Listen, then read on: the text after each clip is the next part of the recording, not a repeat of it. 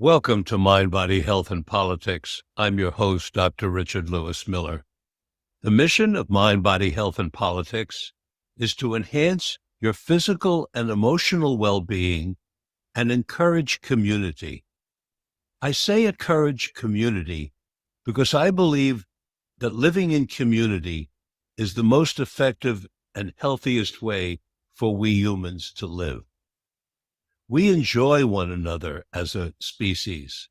We like doing things together.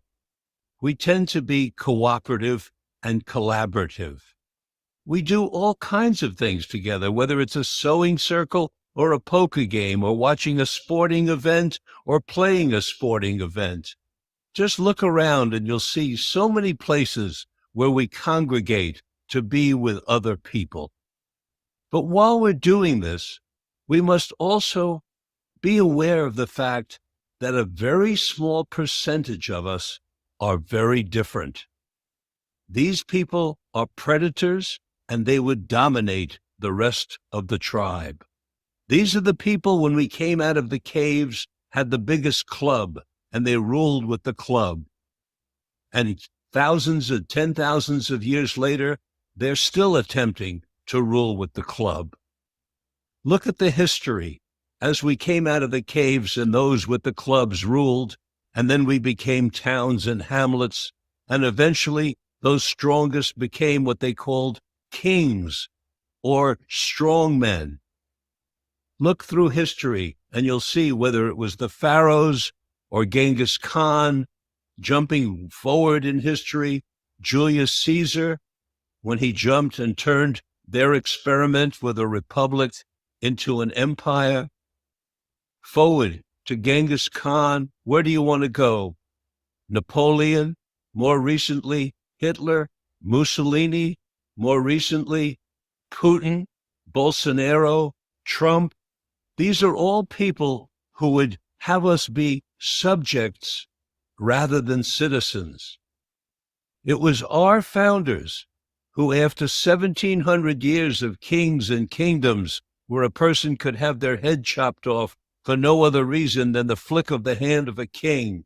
It was our founders who took us from being beholden to a king and to the church into what our present experiment with a democracy and a republic. A democracy, one person, one vote.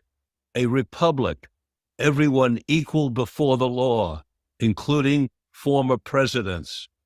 This is our experiment, and we must be mindful and we must work together to maintain this experiment, because a democracy and a republic so far is the most effective way for the most people to benefit, to share.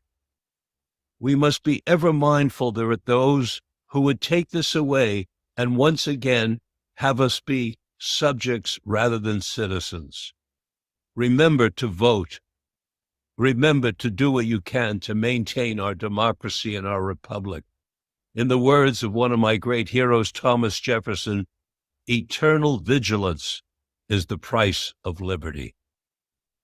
Today on Mind, Body, Health, and Politics, I have the privilege of being here with Dr. Rachel Harris. We're going to be talking about her book, Swimming in the Sacred. She's also the author of Listening to Ayahuasca and many, many published articles. Be sure and check out Dr. Rachel Harris on Google, and you'll find out a lot more about her. Welcome to Mind, Body, Health, and Politics, Rachel. Thank you, Richard. I'm really pleased to be here. So your latest book, Swimming in the Sacred, it consists a great deal of interviews with very special women who have spent their lives as, can we use the word guides? What word can we use that feels comfortable for you in describing what these women do and what they are? Well, you know what, when I started to interview these underground women elders, my criteria was that they'd been practicing for at least 20 years. And I made the assumption that they were psychedelic therapists. And I was totally wrong. They're not therapists. They don't even do really much of integration. They're really priestesses. They do the ceremony, they do the ritual, and they do the magic, in the middle of the night mostly. And they're not, they might refer to therapists who are knowledgeable, but they are not interested in doing therapy with people. They're interested in facilitating transformation using the entheogens. And the transformation that they're interested in doing takes place during the ceremony, but they do not get involved in the work thereafter, which is now we are calling integration work. Is that correct? Right. Right. They would all say, "Oh, yes, we do integration." But what they really mean is maybe they meet with the person once or twice, maybe over the phone they talk to them, but they're not really in a therapeutic process with the client. Their focus is on the ceremony itself. And so I sort of see them as priestesses, not ministers, not in a religious sort of way, but sacred priestesses. And how did it come about that you decided to interview these people? I asked that question because I did a book that's sort of a cousin to your book called Yeah. Psychedelic Wisdom, where I interviewed prominent therapists and doctors and professional people who have personally been self experimenting with psychedelics for 40 or 50 years. These are all elders, and one of mine was Yes. in their 90s also. Now, Right. I had a reason for doing the book, and what I'm leading up to is asking what your reason was. My reason was I wanted to counter the half century or more of disinformation that the federal government has been putting out to the American public about the dangers of these psychedelics, total misguided disinformation.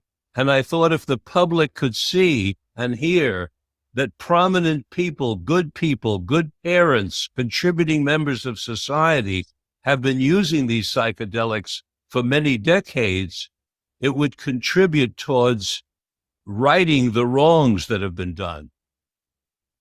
Where are you? That's a great reason. It's a great reason. I wasn't as conscious. I wasn't as intentional, I have to confess. What happened was the listening to ayahuasca book connected me to some of the women especially in the San Francisco Bay Area. And one woman led me to another woman. And so it was sort of a snowball kind of connection. And I think, I'm the first person outside their circle that they talked to. They had sworn a vow of secrecy. So I think they saw the ayahuasca book and they trusted me. And we had sort of similar backgrounds. I was in some of the same places that these women were in the 60s. And they chose to be trained and work underground, and I chose to go to graduate school. So they felt that I was simpatico and safe. And I think they were right. I have great respect for them. And so the book sort of grew organically as I met with one and then another, and I kept making notes. So and I didn't want to. It's not a how-to book. It's not a book that's based on interviews. It's not a transcript of interviews, but it's my attempt, having interviewed these women, to identify themes that I felt that they had in common and were really essential for the practice of working with the entheogens. And I also feel like it's sort of a historical document. These women have been working, my criteria was 20 years, but most of them had been working 30, 40 years, and they're not going to be around forever. And I wanted to give them a voice in the current use of psychedelics because they have a unique voice and a unique place in history. You mentioned that you wanted to organize the book around themes, common themes that you heard from these various women. Will you describe some of the themes that stand out for you, please? Yes, they all worked on themselves first. It's not like they said, "Oh, I'm going to I'm going to lead ceremonies. I'm going to work with people with these amazing medicines. They worked on themselves first using the medicine, and um, they worked with the elders from the 50s and early 60s, because it was such a, people sort of tended to know each other. So maybe, I don't know how they found these people, then sometimes in a serendipitous way, but they found mentors to work with. So they worked on themselves intensively for years, and then they worked alongside other more experienced priests and priestesses. Everyone So, had their own story. but it sounds like what they had in common is they all followed a kind of shamanistic mentoring process. Is Yes. that correct? Yes, and that they worked on themselves within that process. And So and I what, and the contrast is that someone now who's a licensed therapist can take a 1-year course over the internet and say, "All right, I'm ready to sit with people." But they don't have their own experience of healing with the entheogens, which really takes years, and they don't have a mentor. So it's a very different process these days. so what you're saying is the modern people might be learning as a kind of tactic or learn in sort of a technical way rather than learning in a deeper emotional, personal way. Is that correct? They don't have the experience. They These don't have, these women use every psychedelic drug at every dosage. They have a lot of experience in their bones, in their bodies. And so their intuition comes from those years of experience and the work they did on themselves. Why I was talking to one of the women and I happened to say, not all therapists have ever had their own therapy. And she just could not believe it. Well, how is that possible? And I said, well, it's not required in every situation. It's not part of licensing. And she just could not believe that was possible. So they came from that era where one of the axioms was you can only take someone as far as you've gone. So that so they've done the work on themselves, so they know the territory and they know their own self in that territory, and their intuition comes from that inner experience. when they say, I mean, I understand deeply what they mean when they say you can only take someone as far as you've gone yourself. At the same time, I think it's generally agreed that when we give someone a psychedelic, when we're the administrator of the psychedelic, our job is to do as little as possible and not lead the person, but be there when they need us. Yeah. Isn't is Yes, I would agree. And so that's why the word guide is not a great word, it because they're really not really guiding. it's It's really but not a great word, is it, Rachel? no, no, but it's really about their presence and their being able to kind of based on their intuition and kind of a psychic following, that they kind of have a sense of where the person is in the realm of that medicine. I mean, one of the other axioms is you only give a medicine that you yourself know. And so you really know the territory of that medicine and you know it from your own inner experience. And that helps you to sort of follow the person, because you're not, the person is often under a blanket with earphones and eye shades. You don't have a lot of cues like we do in regular therapy. You're not seeing a face. So it's really an intuitive, energetic sense of what's happening with this person. And so it's about the women's presence, and that presence is very embodied and it's based on their own experience, and that's what's not really there in a new person. They don't have the years of experience and their own inner work. Do the women, individually or as a group, have a name for what they do that is better than guide? Because you and I just agree that guide A guide is just someone who leads you somewhere through the forest or Right, through the right. jungle. Yeah, see, it's And this not is right. not no, this isn't leading. This is being Right. with. We need a better word. Do they have a better word? Well, I can't believe I didn't really ask them. I should go back and ask them. I wish you I wish you sometimes they're called would. a I wish you a would ask them. sitter. I would love to know, Yeah, right. how do they sort of call themselves, Yeah, because yeah. Yeah, I'll let you know. That's why I've been calling them priestesses because I think their roots, I identify them like the priestesses at Eleusis. I mean, they have the secrets and they know where you're going. They know the mystery. They've been there themselves. And so that's how I see them. yeah, the difficulty I have with priestess, though, is it has religious overtones. I know that's a problem. Me We need too. some neutral, good word. Yes. We'll be thinking about it. Yes, We'll be exactly. thinking about it. Now, you and I took very different routes because we both went back to graduate school and got PhDs and went into more professional. In fact, what we discovered prior to this interview is how close our paths have been. We were both at the Esalen Institute in the 60s. Right. We both, pretty early in life, self-experimented with psychedelics. And we both had huge experiences that really had an effect on the course of our lives, didn't we? Yes. Yes. Yeah. Now, It's very interesting to look back and say what were the stepping stones? What experiences shaped and informed our lives? And part of my theory, it didn't hold true for absolutely every woman I interviewed, but many of the women had unusual spiritual experiences when they were very young, without any drugs, of course. They were children. So they were spontaneous spiritual experiences.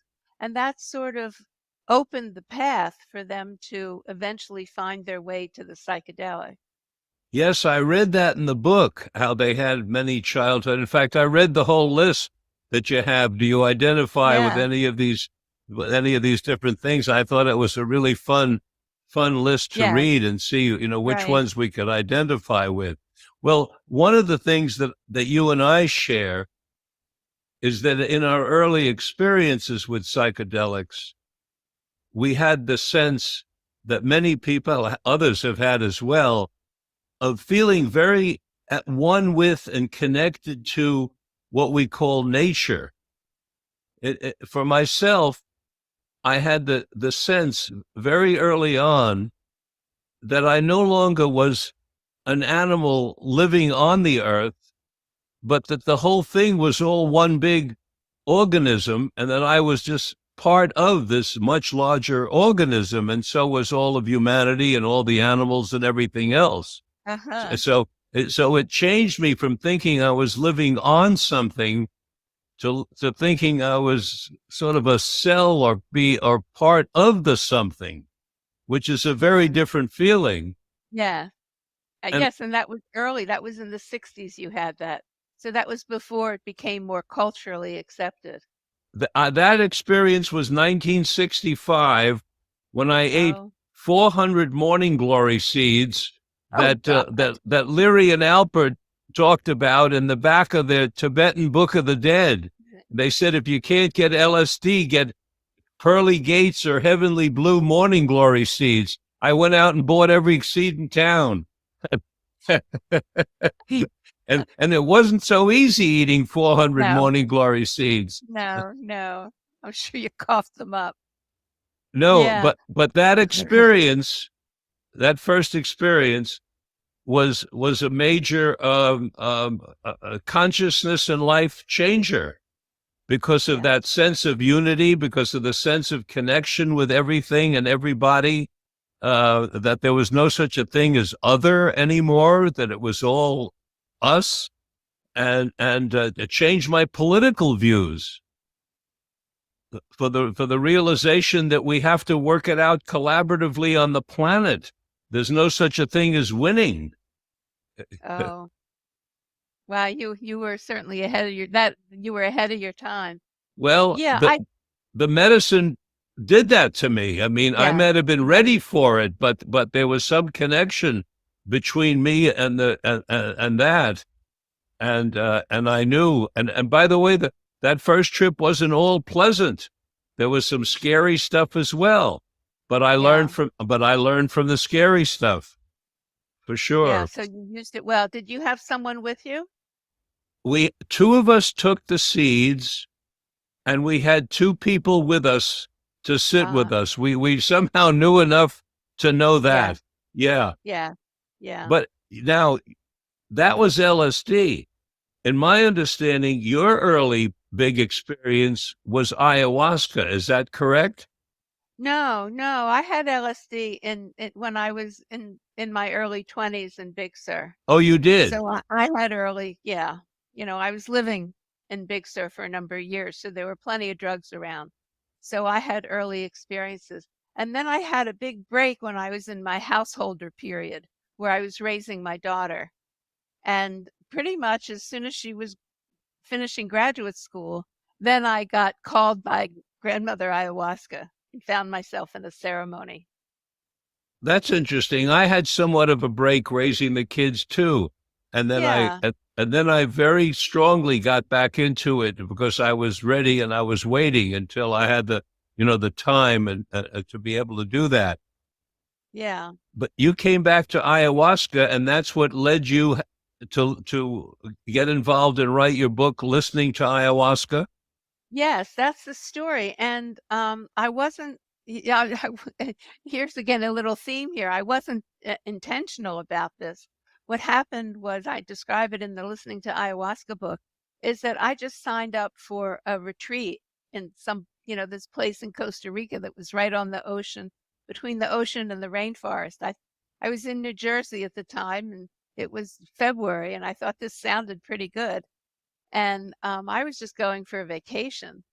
And the day before I left, somebody called me and said, "Do you want to participate in the ceremony?" And I said, "What ceremony?" I had no clue. And so once I figured out what it was, I was ready. And so that's what happened with ayahuasca. I sort of fell into it. You fell into it. And And then I continued. I mean, I sought it after that. I continued. and what are some of the things that you would like to pass on, just like you're interviewing these women because you believe it's historically important that what they have learned and how they've lived their lives, you believe is historically important to pass on. And I believe it's historically important to pass on what you have gleaned from all this and some of your path. So what would you like to share as a tribal elder from your journey?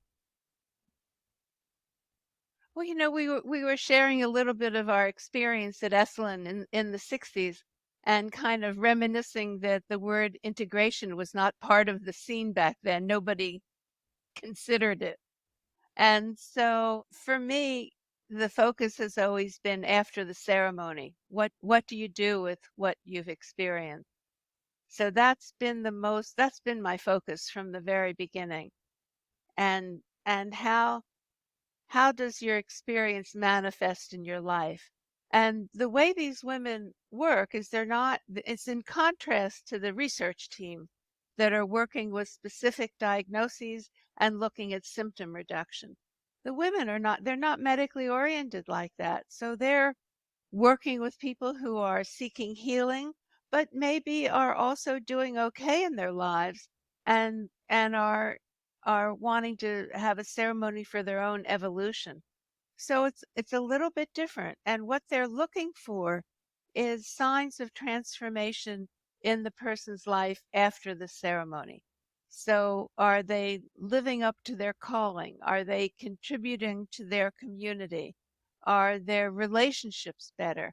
I mean, there's sort of questions that they have a different way of looking at what happens afterwards, because they don't want to work with people just for the experience.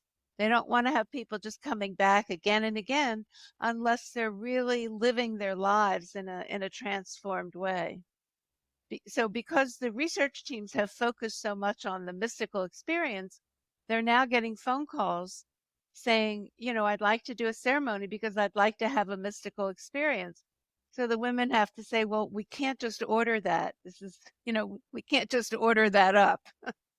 So, that's the sort of thing that they're dealing with, and their perspective is quite different. And it's much broader. It's the use of these medicines throughout a lifespan. So people might come to them once a year, maybe twice a year. Maybe they bring their family or their partner. I mean, I've sat in ayahuasca ceremonies with 3 generations, adults and from the same family. And it's an honor to be in their presence while they're working on the family lineage. So the women have a much bigger perspective. I love quoting them. So here's a quote.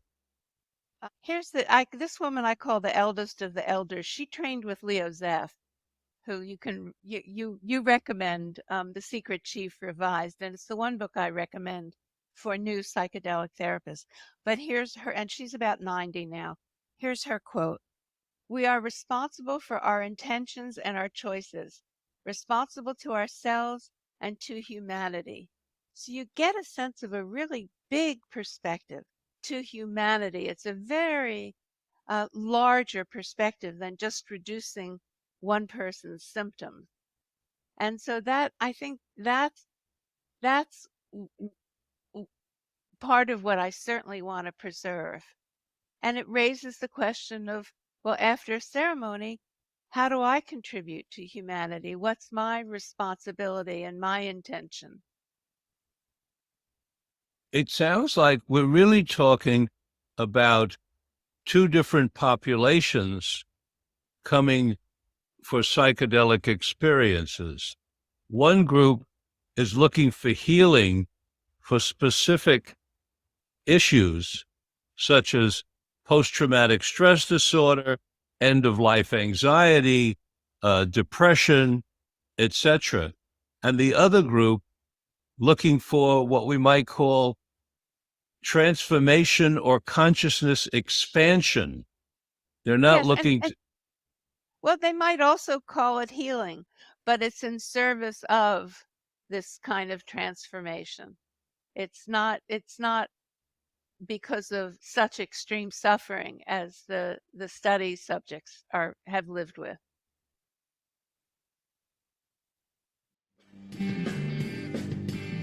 Hey everybody, it's Tommy D, the nonprofit sector connector, coming at you from my attic.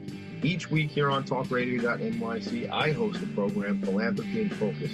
Nonprofits impact us each and every day, and it's my focus to help them amplify their message and tell their story. Listen each week at 10 a.m. Eastern Standard Time until 11 a.m. Eastern Standard Time, right here on talkradio.nyc. Were you an essential worker during the pandemic? If you needed to learn stages of epilepsy, did you depend on advocates? Did you use new innovations to cope with mental and neurological issues? Maintaining high quality of life and keeping good mental health are what we all strive for. I'm Frank R. Harrison, host of Frank About Health, and each week top healthcare influencers, professionals, and innovators answer these questions and more. Stay tuned on Thursdays at 5 p.m. on talkradio.nyc, and I will continue to be frank about health with all of you. Hi, I'm Linda Marsanico. The A Train to Sedona is a memoir about my journey to love and compassion. It's also the name of my new broadcast on Wednesdays at 12 noon. When we are spiritual, we embrace possibilities and ideas, which strengthen our mind, body, spirit, health, and wisdom. On the A Train to Sedona broadcast, I plan to interview guests who embrace these expansive practices. Join us on Wednesdays at 12 noon on Talk Radio New York City. You're listening to Talk Radio NYC at www.talkradio.nyc, now broadcasting 24 hours a day.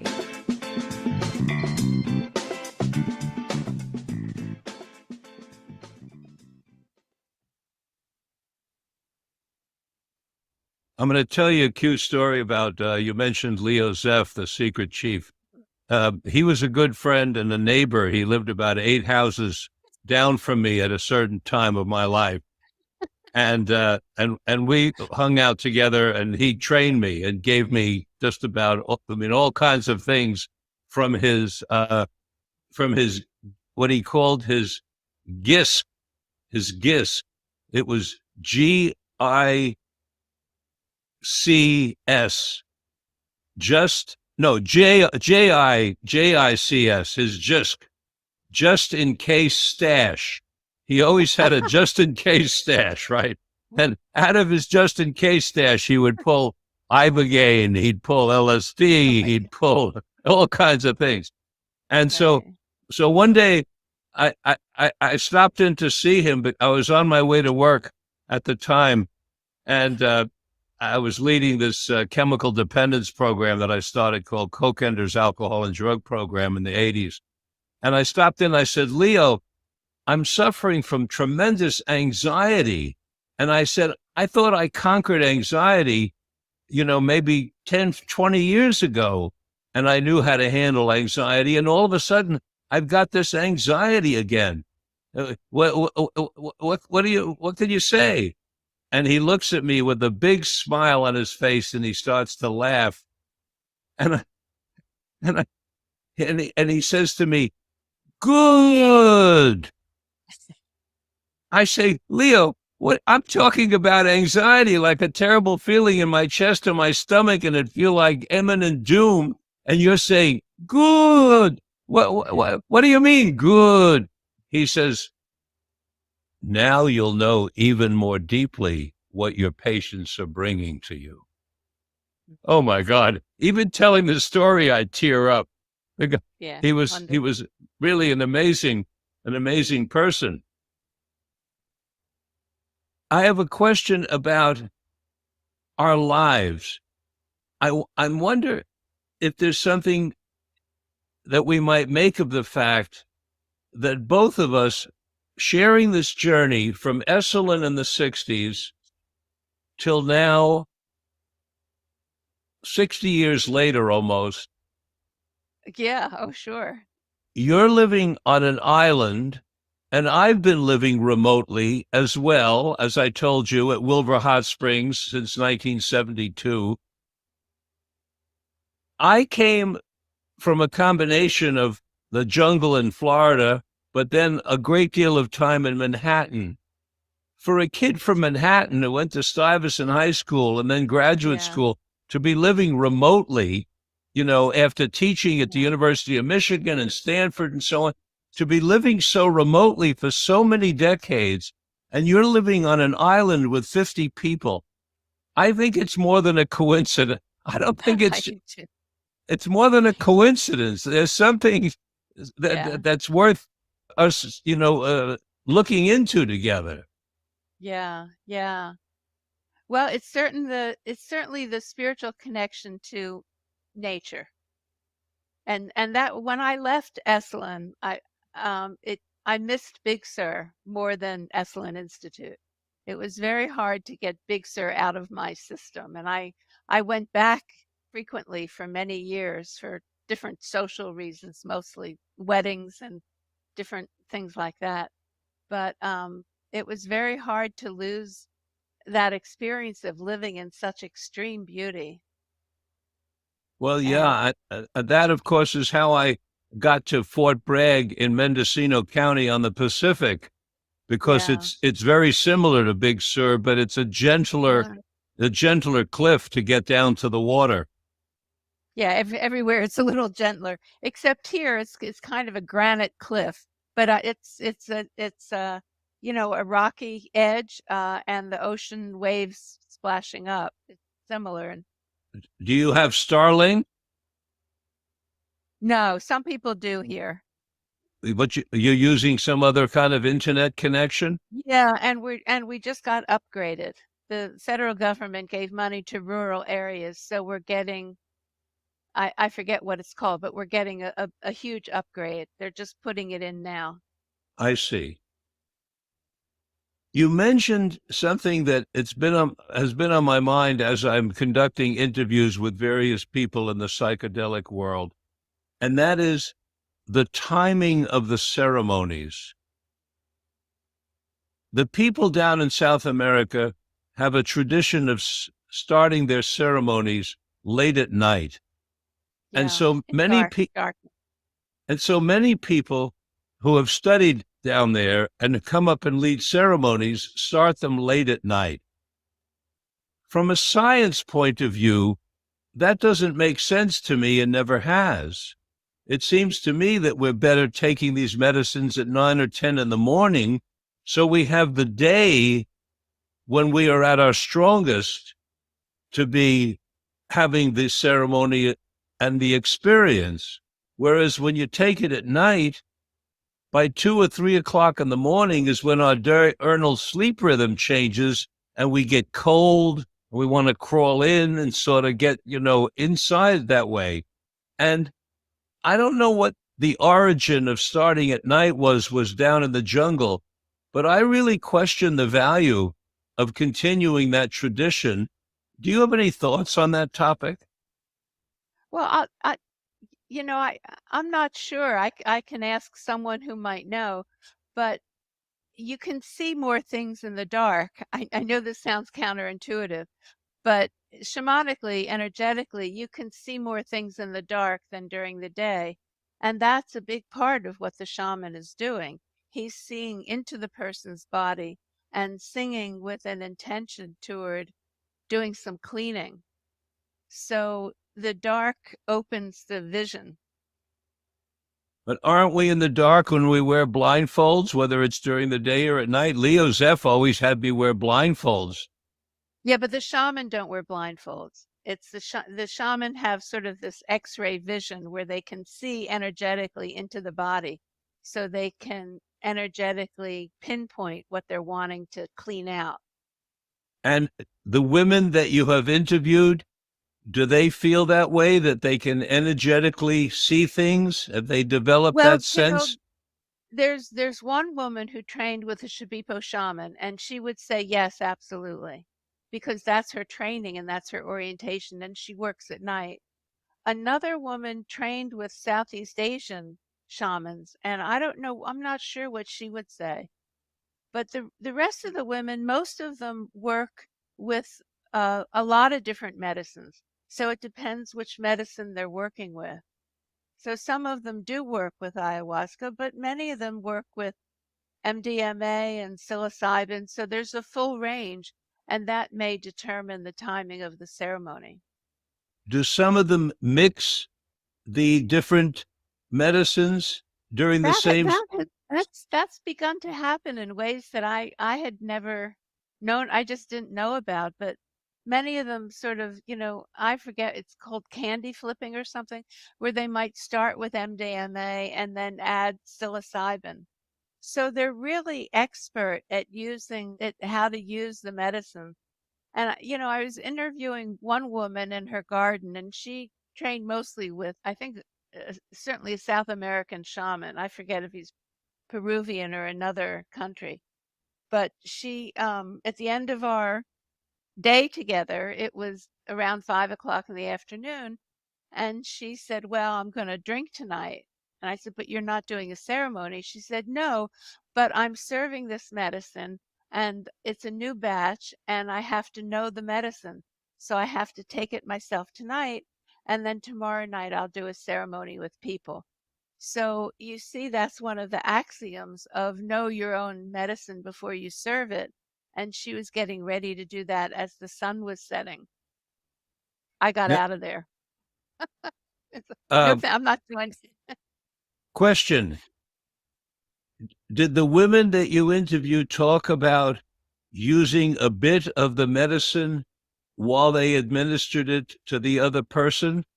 Yeah, this is really important because I'm hearing that some so-called psychedelic therapists are saying, I need to take a small dose so I can follow the person, so I can be in the same energetic space.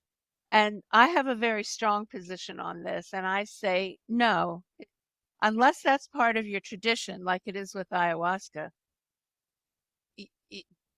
What I say to people is don't go to someone who's a sitter or a guide who says they need to take the medicine.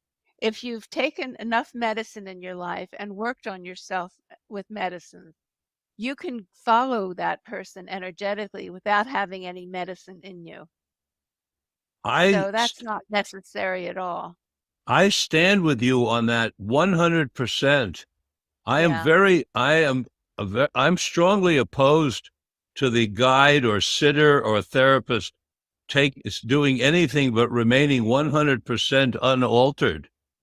right. I I think agree completely. that's part of what we provide is sober responsibility to take care of anything that might happen, including a leaky pipe or a hole in the roof or Right. something that Anything. happens, if somebody comes to the door or there's a Right. fire, you want a person and so I question those who are bringing back from the jungle that they are taking these medicines along with the other person. And I think we've got a conflict there that we're going to have to deal with. Well, that's the tradition in the ayahuasca indigenous communities. That's the tradition. But what the people who I know who are working with ayahuasca, often they have a helper or two, and that helper may take a very, very teeny dose. So there is someone there who's fairly straight. Um, but I want to respect the tradition. So I think that's a different situation.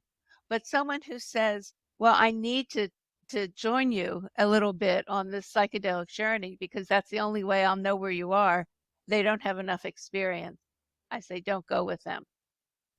Well, we've got an issue of interest here, Rachel, and that is you're pointing out how these experts took years of personal discovery and study with masters in order to be able to do their jobs so well. I At the know where you're very going. same, right. But at the very same time, while we're having this psychedelic renaissance, I just read this morning that the number of people who have been experimenting with psychedelics has doubled in the last 3 years. Oh, wow. Yeah. Now, it's still a small percentage of the population, but it went from 3% to 6%. Now, Wow. a 3% increase on 330 million people is a lot of Mm, people, even though the a lot of people. percentage is small. What I'm leading up to, Rachel, is how are we going to provide guides or sitters or priestesses to this extraordinary number of people when it takes so long by these traditional methods to become expert? We've got an issue here, and it's a serious one because what we're liable to see is what you described earlier in the interview, which is people who take an online course and then they go out to be guides. And because they might have a professional license like you and I do as clinical psychologists, it would enable them possibly when everything is legalized to be the guide. But yet you're saying clearly this isn't something you learn online. No, it's I don't see a solution. So this is something I've worried about, and I expect there will be more emergency room situations because people will get in over their heads. And here's the way, this is what I say to myself so I can sleep at night. And that is if someone is deciding I want to find a therapist to work with me over some issues, there's a whole smorgasbord of therapies available and different therapists. And so everyone has to sort of find their own person. And some of them are going to be a lot better than others. And so this is what it's going to be like also with psychedelic guides or priestesses or therapists. It's going to be the same thing. So be very, very careful who you choose. And if you're searching for someone, you have every right to ask them, How many years have you been working with these medicines? How much experience do you have with other medicines? Who trained you? How did you learn? Do you have a consultant that you talk to about what a supervisor basically? You have every right to ask these medicines. The way one of the elder women suggested, it's a little, I found it almost too much to the point, but she said the question to ask is, who authorized you to serve these medicines? That goes right to the point. It goes right to the point, and I want to build on what you just said, Rachel, because the brilliance of what you said is that it applies to so many areas of our functioning.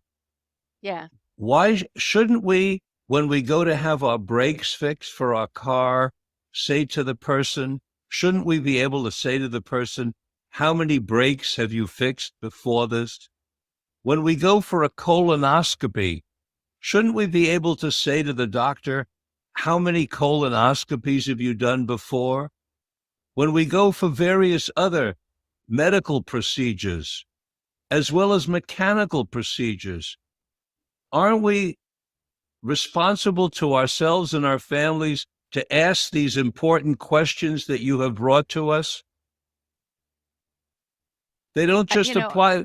They don't just apply to psychedelics. They apply to life. To life, yeah. Right? As informed citizens, we're entitled to ask these tough questions, and that, in and of itself, would be quite evolutionary if we could teach ourselves and our public to be able to ask these questions, and for those of us offering services to be able non-defensively to give candid answers. Yes. Yeah, if you're looking for a therapist, you have every right to ask that therapist, have you yourself been in therapy? How many times? Was it successful? You can ask that question. You know, I interviewed this is a little aside, but I'll share with you. I interviewed a priest. His name is actually Hunt Priest, who wanted to experiment with psychedelics in his early 50s after a lifelong of believing everything the government said. And he had such a hard time finding a therapist that after he had the experience and had such a life-changing, marvelous experience, he started a whole organization called the Christian Psychedelic Society, whose total job it is to help priests find reputable guides. Right. Isn't that interesting? It is another approach. Approach. Yeah, that's helpful. It is helpful. But I want to underline what you're bringing to us, Rachel, which is we have the right to ask the questions you're raising.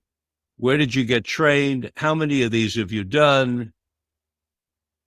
The kind of questions that are going to make you feel comfortable that you're in competent hands. Right. And so I tell people, if someone's searching for a ceremony, I say, take your time, don't rush, and be careful. Of the various psychedelic molecules that you've had the good fortune to experiment with, do you have favorites? And do you have favorite ones for specifics? Well, I'm not near as experienced as these women elders are. I'm much more careful and fearful. They are afraid of nothing. So they could answer that question in a much more meaningful way than I can. But I have to say, my attachment is to ayahuasca, even though it's a tough ceremony. That's my home medicine. And tell us what you mean. That's what I feel is in my body. That's what I mean. And tell us what you mean by, even though it's a tough ceremony. What does tough mean? Well, there's vomiting, there's diarrhea. It's really not often a pleasant kind of experience. What I realized is, as I was beginning to interview women, is that I had never done any of these medicines in the protocol that's used today in the research studies with the eye shades and earphones and under a blanket. I had always been out in nature. I mean, that's what we did in the 60s. And so I said, well, I have to do this. So one of the women sat with me for an MDMA session, and I thought, oh, this will be great. This will be fun. It'll be heart opening. It'll be a wonderful experience. Well, I went right to the ayahuasca territory. I could have just as easily been in an ayahuasca ceremony. I didn't vomit, but it was a tough one. It was all about death and dying, and it was helpful. It was interesting and helpful, and really did shift my relationship to my own around my own issues about dying. But after about 5 hours, I crawled to the bathroom, just like you see in ayahuasca ceremonies. You see people crawling to the bathroom. And, that's not usually an MDMA kind of No, not at all. But story. I can certainly relate to the crawling, and I can also tell you Yeah. there were times when I didn't make it to the crawl. Oh, so is that ayahuasca? Yes, that was Yes, ayahuasca. yeah, of course, so delightful. Yeah, so that was that. But I have to say, one of the benefits of being with one of these elders is after I crawled back from the bathroom, I was beginning, it was 5, 6 hours into it. I was on the downside, on the downslope. And she had eagle feather fans and different herbs and different things to smell. I mean, she just worked on me for about an hour, clearing my energy. And it was the best clearing I'd ever experienced. I mean, and it's because this was part of her traditional training that she knew how to do that. She had worked with a Native American. She'd been adopted by a Native American grandfather. And so she burned, I don't know, cedar I mean, she had all different kinds of smells and feathers, and it was just fabulous.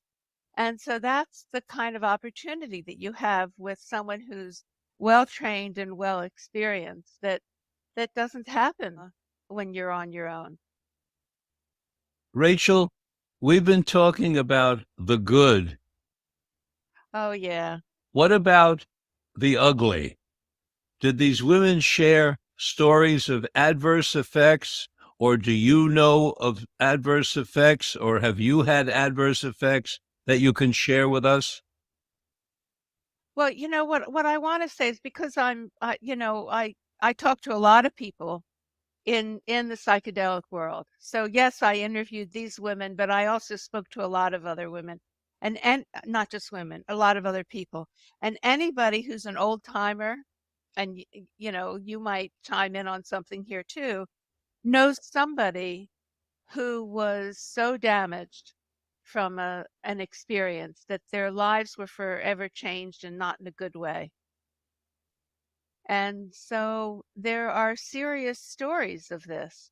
One of the women who was very experienced and trained mostly by Stan Groff, um, let me say totally by Stan Groff, she said in the middle of a ceremony, she realized she had to take this person to the ER. That's a very tough decision because she was going with him, walking into the ER, having to give the information about an illegal drug. And so that takes a lot of inner strength and clarity to make that decision. And she just happened to be lucky that the doctor in the ER was simpatico, realized what he was dealing with, and did not report her, and treated the guy and protected her. But you take your chances. Who knows what's going to happen to you when you have to do that? So serious things can happen, and you want someone who knows what they're doing and is willing to be responsible. That was quite a sobering story she told me. That is a very sobering story. We all have those stories. You're 100% correct. That's right. And my science mind asks the question, what can we learn from the stories of adverse effects to more adequately prepare us not just what to do in the event of one of these adverse effects, such as go to the ER, but should we be vetting people more carefully with the possibility that there are certain people or groups of people who simply aren't candidates for these medicines? What are your thoughts Yeah. on that? Well, that's another warning. I tell people don't go to any kind of ceremony where someone has not done a very detailed medical history that takes way over an hour, or that you filled out a form and then someone talked to you. And by form, I mean at least a dozen pages of your medical history. It has to be very well done, and you want to know that whoever is doing that medical intake screening has a medical professional, a doctor, a nurse practitioner, they can refer to with questions. So don't go to anyone who doesn't do that. That's one thing I say. That's a real warning.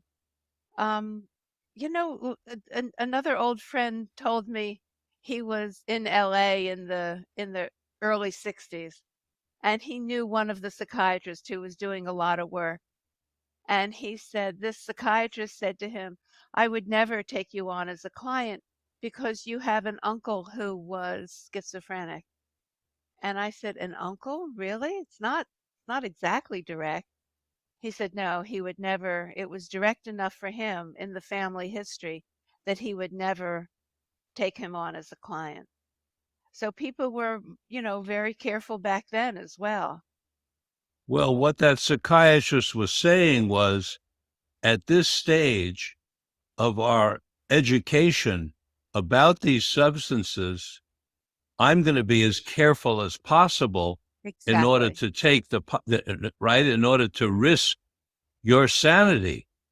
And Yes, absolutely. that's a very And my freedom. and my reputation and my And license. yes, right. Exactly. Yes. So yes, I think we have to be very serious about this.